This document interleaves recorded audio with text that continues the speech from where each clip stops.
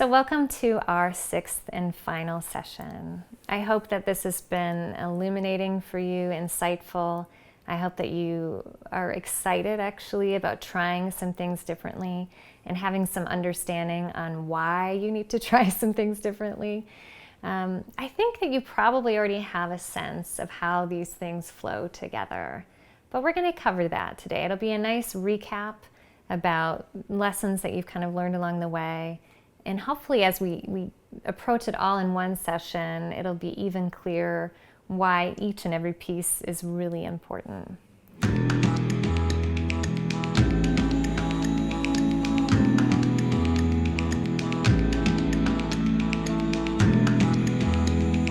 So in that first session, we talked about how we get our needs met. And how with some people that can be crazy making, and with other people it can feel safe and connected. I hope that you have a better understanding of how you're showing up in relationships, but I also hope that you have a better understanding of how people may or may not be capable of showing up with us in a healthy way. And then that next step was exploring those narratives, how I feel about myself, how I'm interpreting other people's behaviors and expectations, the things that in the story maybe I'm believing about relationships as a whole. And then we moved into boundaries, which is incredibly powerful and life-altering concept, which is what's okay or not okay for me in a relationship, how to communicate that.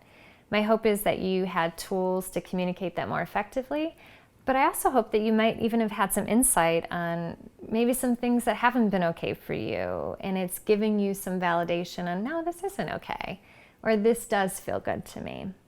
And then as we moved into those insights in our own emotional self-care, we can move into acceptance and letting go. The very things that either keep us in something or out of something in ways that don't actually feel that fulfilling to us. And then we move into vulnerability and intimacy. And you can kind of see how this all builds up to this point. It's like if I can figure out all of these other steps, I can do this step more effectively. And that is the hardest step, is showing up more fully and connected in our relationships. That's kind of the goal of all of this, isn't it? But I have to do all of these things along the way to get that in a healthy way. And my hope is to, as you know, we gain insight or we recognize things about ourselves or how we're showing up, or maybe even historical situations we've had in our relationships, that this doesn't become one more thing you feel like crap about. As in, this is one more thing I'm not doing well or doing right. It has nothing to do with that. It is all about process. And process takes time.